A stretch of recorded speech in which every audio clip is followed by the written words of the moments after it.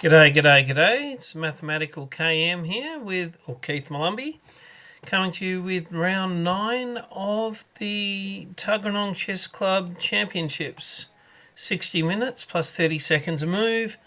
And I've been wheeling out the old water horse or hippopotamus in every game for white and black. So this game, I was playing Tim Hogman. I'm currently 1451, he's 1578, so giving up, 127 odd points there. Let's see how we go with the black pieces with the hippopotamus. Special rule, no knight white, at least until move 17. Not allowed to move any knights white. Okay, let's see how that went. Wasn't easy. So, taking the centre, starting with a fianchetto, or at least thinking about it, but let's get the other one out, just in case we need to talk to that bishop. White takes another pawn in the middle, grabbing the centre. Let's block that bishop that's already out there. It is best. Let's block the other bishop.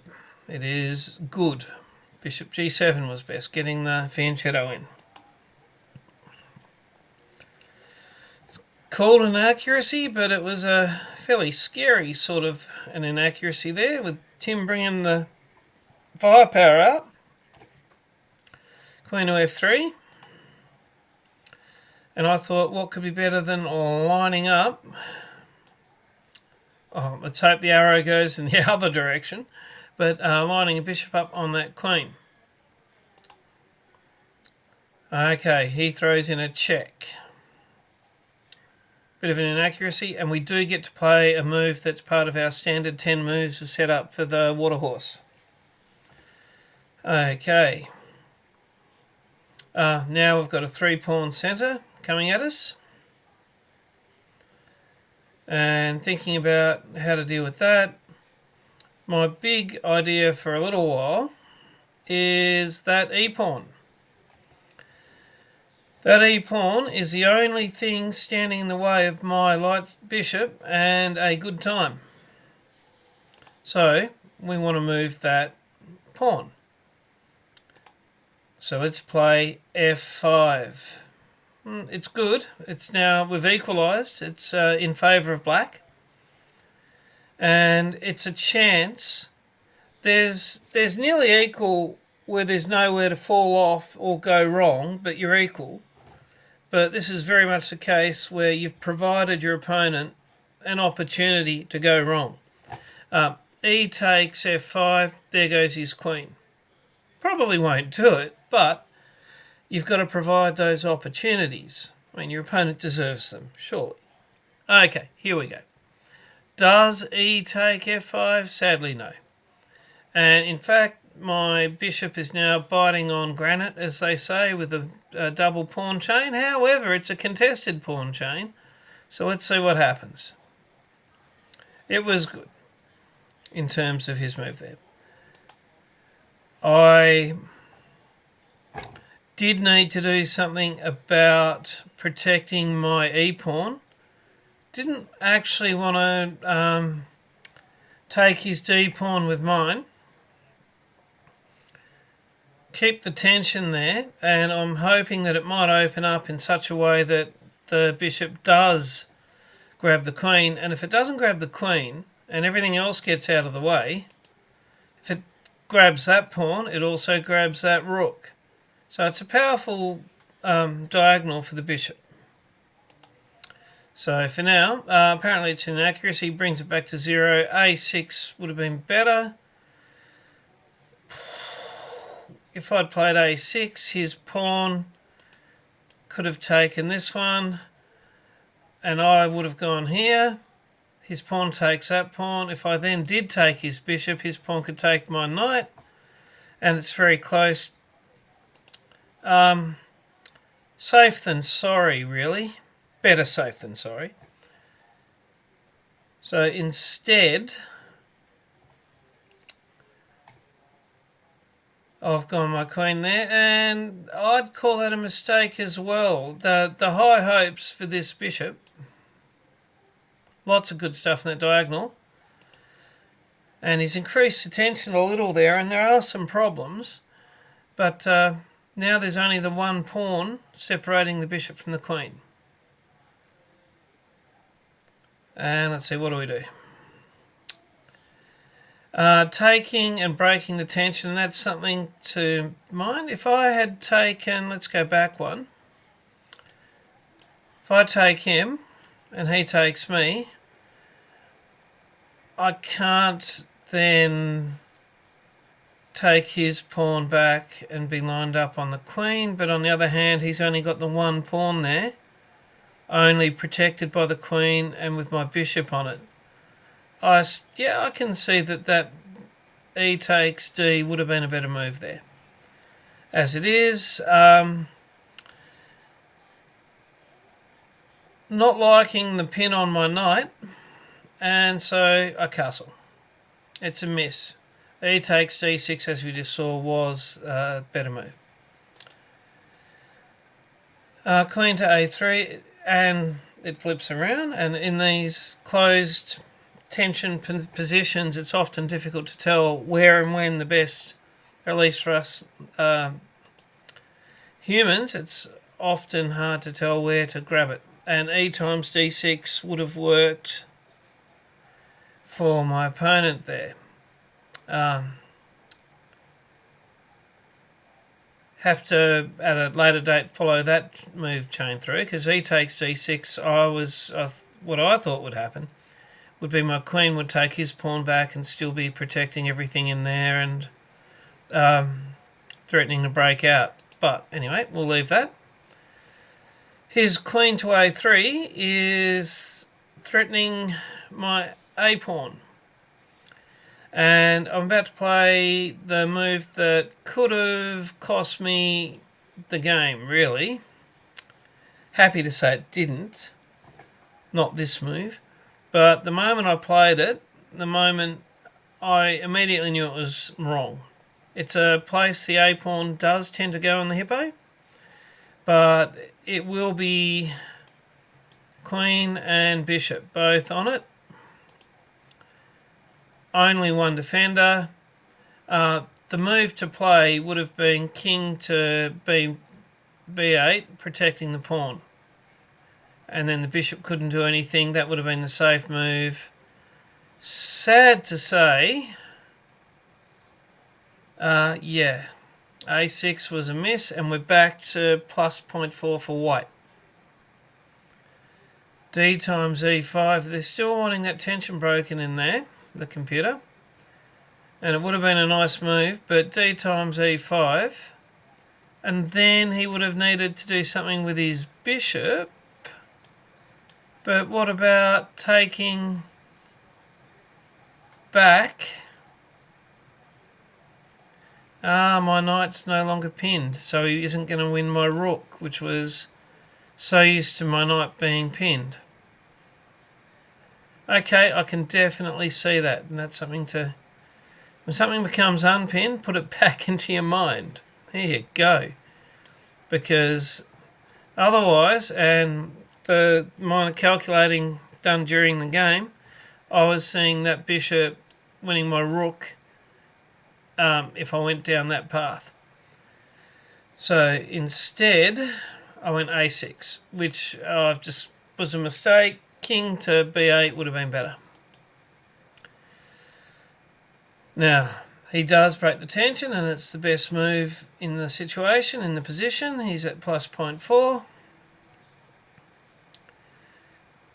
Now, I need to move my queen. I don't want to take back with the queen. I thought if I take back with the pawn, he'll take with the bishop, and it's just not good. Far better off. Computer says C times D6 was better, but I thought it would be better to get my queen out. It's got a way out that way. It's got a way out there, which could eventually win a rook. Queen's in a nice spot. The queen's still protecting the E pawn if need be. I thought it was okay, and it's good. So plus 0.7.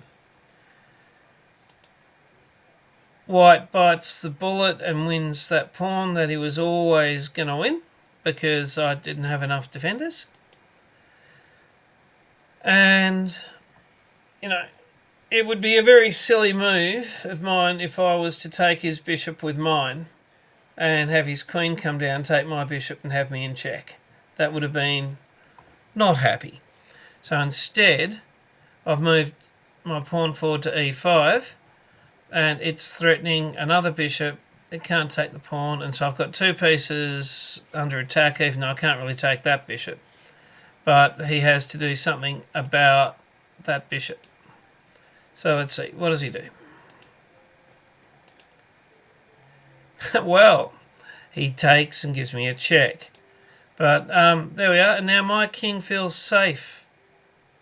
The queen really can't get at it, and he doesn't have a light bishop anymore. For the longest time, my king actually, I think, feels safer than his king. His king's still stuck in the middle, and remember that rule for the game, he's not allowed to move his knights. It's not actually a rule for the game, but let's see how we go from here. He had to move his bishop. It couldn't come forward. It had to go back. C1, which is going all the way back, was best. He went to e3. It's worth a whole pawn to me. I finally get to grab that pawn, and by grabbing it with the bishop, kind of hoping to, and even at this stage, I'm hoping to have a bishop and a queen lined up on f2. You know, f2, the most popular pawn in chess, really. So let's see how we go about achieving that. And for now, there's an immediate threat. He's got to move his queen. There it goes. Now, I want to end up with a bishop here. So, come in with the knight threatening the queen. Not really threatening the queen. However, if the queen does go back, I can always bring this rook over as well, protected by the king to join in the fun. But apparently that's actually back up to +1, expecting bishop takes knight. I wanted bishop takes knight. We'll see how my plan goes. The bishop takes the knight, and my bishop takes his bishop, and I've now got part one of, you know, the plan that I'm working towards. But it's still plus 0.9 for white. He's brought his knight out. Now my original sort of plan is queen there, and then they're both on here. But if he's got his knight there, that protects that pawn. And he's also getting ready to castle. Lots of lines on that, sorry about that. But let's see if we can't convince him not to castle and convince that knight to go away. This is one of the better moves. Actually gets an excellent. They like queen e7. Yeah, okay. But they give me excellent. Because, tell me, if that knight takes my pawn now, well, that's just stupid. But if nothing else happens and my pawn gets to go here, where can that knight go? If it comes here, it gets taken. If it comes here, it gets taken. It can't go there, there's a pawn there. And we're talking about stopping white from castling. If white castles, it won't be able to go there. That knight will be trapped. Big time. So, by that pawn move, pretty effective. Well, it's only a knight trap if he castles, but so therefore he won't castle, and that's what we were trying to stop. Keep his king in the middle. So, he's no dummy. 120 odd points up above me in the old Elo.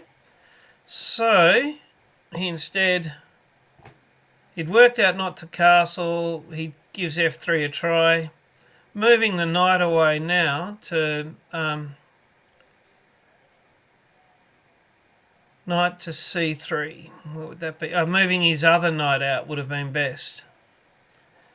And then when I move forward, his knight would have had to have retreated to g1, back where it came from, which is a hard move for most people to sort of swallow as being the best move, is putting a piece back where it came from. So he's gone with f3. Forward we go. It's the best move. It's part of the plan because he'll take me, I'll take him, and that knight has got to move, and then we're threatening that check that we want. Another form of defence. Bigger target. I'm not going to take his knight and lose my queen. Still, he's given me the chance to do so, and like I was saying earlier, give your opponent the chance to stuff up. Okay, so the queen needs to shift, but we've got our planned check and the bishops lined up. It's called a mistake. Still -1.5. Queen h6. Not a check, but queen to h6 would have allowed this check. Or, interesting. As it is, I've given him this chess.com puzzle, sort of. He's in check. Blocks with the rook. I'll go up the exchange. I'll be happy with that. And more up the exchange, and his knight has to come in to take it. So blocking with the rook is going to be going up the exchange. If he comes forward with his pawn, which might at first glance, there's a chance to stuff up. The pawn had a job protecting that knight. So if the pawn blocks a check, the queen takes the knight. Happy with that. Up the exchange or a free piece. If the queen comes across, take the queens off, win a knight.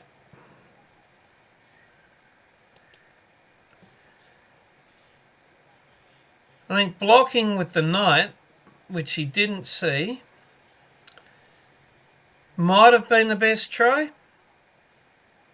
But then the knight would be pinned there, and I've got two pieces on it.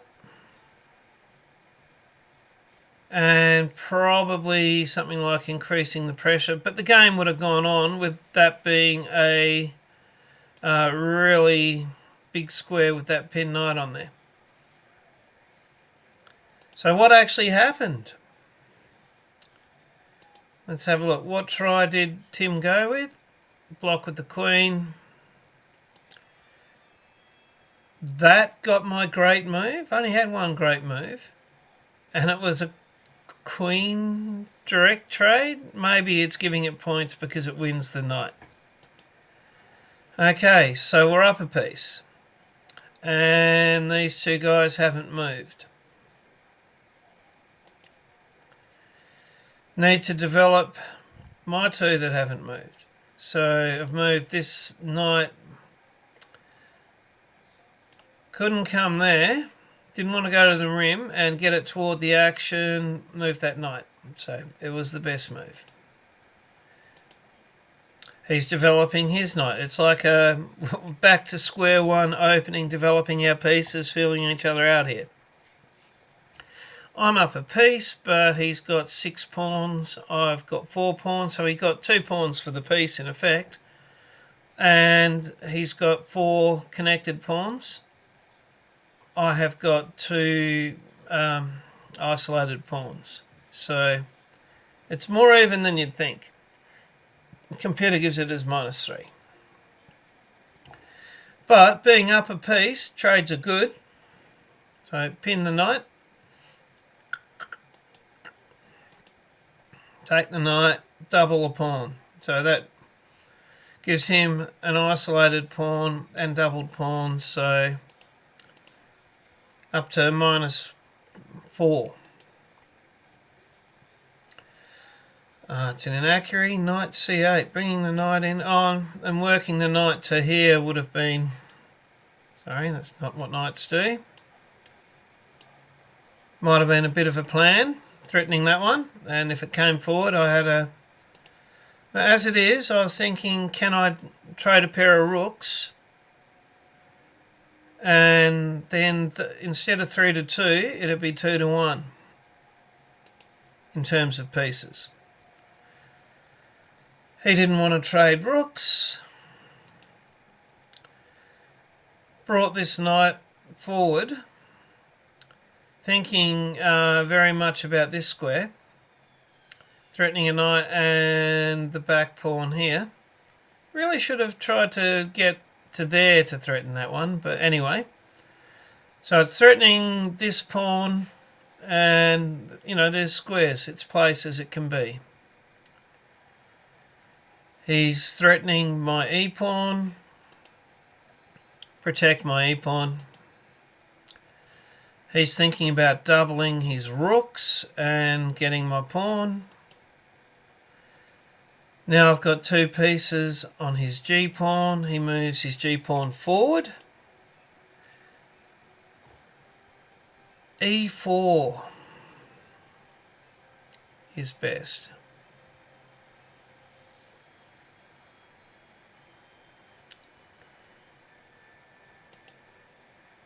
e4 is best.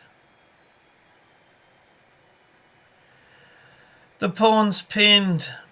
Ah, gotta love rear view mirror looking at it after the game. Here am I thinking I have to move that knight. I do not have to move that knight. The pawn is pinned. I'll take his rook with check. Wow, that's embarrassing to include in this video, but warts and all, mathematical came. The 1 + 1 did not equal 2 just then.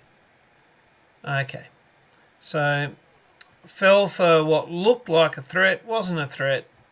Advancing my pawn was better. He's come across. His knight is threatening the b pawn, and no doubt that's telling me he's got ideas of moving that pawn forward, and I won't be able to take it. So I unpin that pawn. It's excellent, because now if he moves his c pawn forward, I can take back. Can't believe I missed that pawn was pinned. Anyway, so tries to come in. Let's get that knight back in the action. They liked e4. I'm really getting the impression the computer wanted me to push that pawn forward to promote, which is a hard thing to think about when you're not as far forward as your opponent's pawns and they've got a lot more than you. Okay, so I was right about his move. He did push that pawn forward. Now, I had said that I moved my king so that I could take back. Knight f4 was excellent because, and this is right now, we're coming back to that principle of allowing your opponent the chance to go wrong. I know that he knows. He knows that that's a fork. He's not going to take here or do it. He's not going to let me fork his rook and his king. And in the same way that Tim's a very good player, I missed that his pawn was pinned before. He moved out of the fork into the fork. Knights are tricky. Knights are tricky. He's done the best possible so that he can at least get the knight for his trouble. Up to minus 4.4.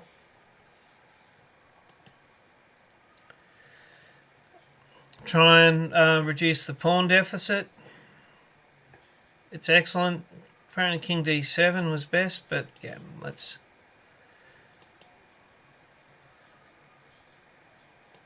move it along. Here comes that a pawn. Let's get on the open file. He doesn't let me come forward as far as I was hoping to. Had hoped to go here and then double up and try and get him checkmate. And so we go as far as we can go. The A-pawn's coming. And this is where I thought about, I'll move here, he'll move there. I'll move here, he'll move there. I'll get my other rook in. I'll have two rooks. And with any luck, the pawn might be able to help. His rook can't get back here. Had some hopes, and minus 4.44. Computer thinks it's fine. And I will have started the checks, and I'll have two rooks on the king before his A-pawn makes it to the end.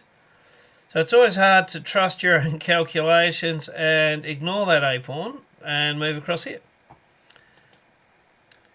And turns out that was a very good move, as we'll see. C4 was excellent. Let's go check this way. So can't go in there, can't go there, all the way. And that's covered and protected as well. So let's see how we're going with hassling that king. Moves across. That's good.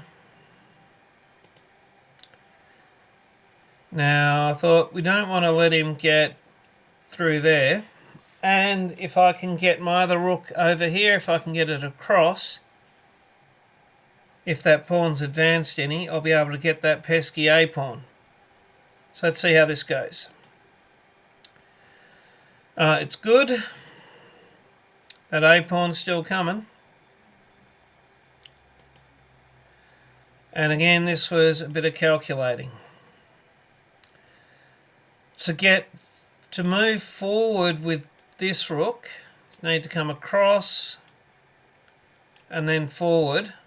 The pawn's stopping there, and then from there, and this rook's all of there. That king is going to have to move backwards. And the first bit of that, he goes here. That pawn's literally threatening my rook in the 8th rank, but the checks start.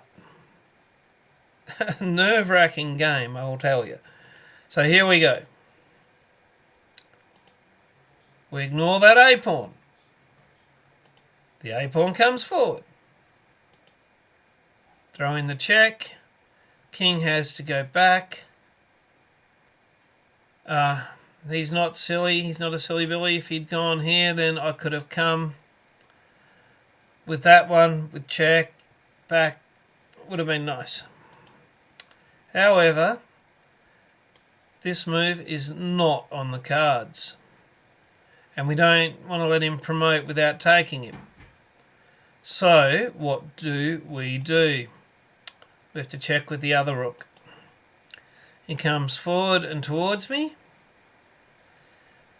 Now, as it turns out, his king does make it through, because I had to, I believe, focus on that A-pawn for now.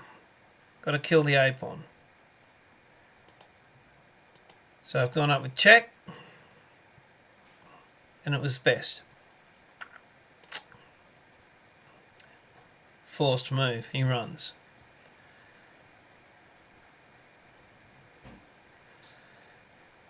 Now,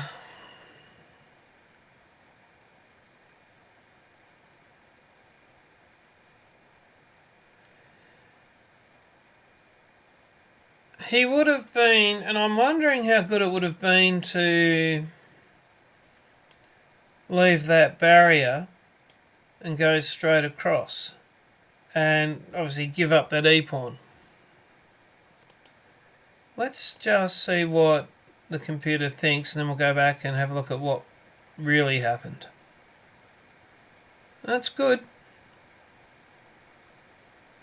But rook to e2. And in fact, let's go back. Rook to e2 is what I played. Protecting my pawn, putting in the check, and then giving me the chance to come across. And he can't block with his rook, or I'll just take the rook, giving me the chance to get that a pawn, keeping my pawn alive. So let's do this thing. Check, he goes across, can't take my pawn. Okay, threatening Ari. Yeah, he moves into the position with his rook. Okay, we've taken Ari, but it's still 4 on 3 and my pawns are a little bit all over the shop. He's gone across and, showing that there is no way I can save Harry. Sorry, Ginger Jam. Harry didn't move for the whole game and he's about to die. Let's get that rook out of the way of the king and Harry. It's best. Check.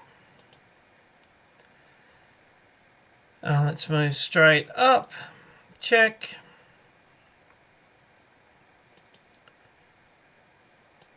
Check. Check. Now I'm thinking if I move here, he can come across. Protected by that, he'll win this pawn. My king's gone this way. Maybe I'll get my pawn through. He's got these other 2 pawns over here. I know I've got 2 rooks, but they're a little bit out of the way. And he's got 4 pawns. I've only got 2, and I'm about to only have 1 pawn. So with only 1 pawn to his 4, we've both got rooks. That's a little bit of danger, and at this point, against my higher rated opponent, no guts, no glory, I'll take the half point. So at the end of the day, have to say the opening worked quite well. The middle game was fine, and a bit more confidence in my end games. The computer's telling me it's -3.5. Would have been able to potentially put it in the hole, but we took some score, bit of safety. But that's a pretty smooth hippopotamus. Higher accuracy than my opponent. No blunders, couple of misses. But game rating of 1700, so playing above where I am to the 1550. And the Hippos had, I think, 3 wins and now a draw. So we're getting some runs on the board playing this Hippo, largely against higher rated players than myself. And I will say bye for now.